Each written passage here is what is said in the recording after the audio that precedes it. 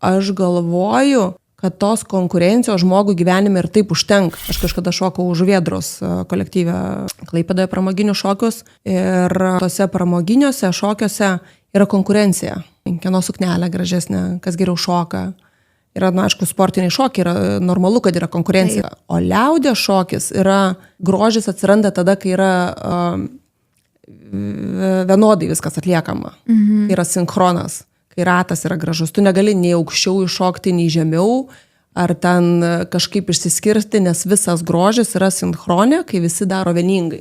Aš šventai tikiu, kad žmogui gyvenime užtenka tos konkurencijos ir darbe, ir karjeroje. Tai aš manau, kad tie tautiniai šokiai yra tokia erdvė, kur tu neturi konkuruoti. Tu gali būti toj kompanijai, toj hebroj, ar nežinau, kaip čia tas teisingai pasakyti, kur svarbu yra vienas tikslas.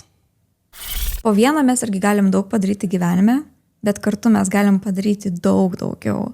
Tas bendruomenės, tas ryšio sukūrimas turbūt per šokį, kada kiekvienas šokančiųjų yra vienodai svarbus.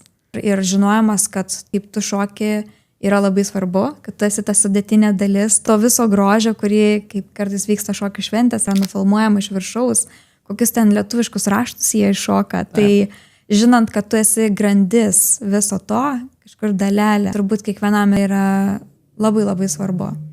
Yra padarytas mokslinis tyrimas, kad kai žmogus daro vienas, padaro daug greičiau, kai darai kompanijoje ar komandoje, tau užtrunka daug ilgiau ir sudėtingiau, kadangi prisideda visokie žmogiškieji faktoriai, emocijos ar ne, ten reikia su visais derinti, bet rezultatai dirbant komandoje yra visada geresni.